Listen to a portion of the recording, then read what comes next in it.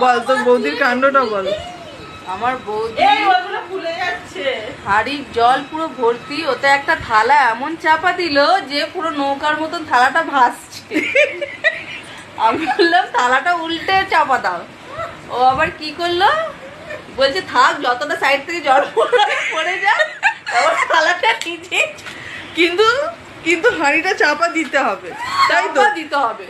লাস্টে করতে করতে থালাটা আবার উল্টে যাবে বলে বাহ ভালো ঠিক হয়ে গেল তো, তাহলে আগে থেকে কেন? মানে এইসব কাজ আমাদের বন্ধুরাও শিখে নাও।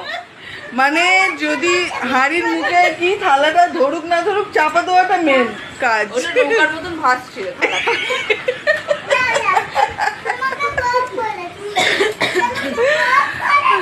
বাবা এখানে সব আমরা কাজ শিখছি নতুন নতুন, বাইরে বৃষ্টি পড়ছে, এর কোনো কাজ আছে?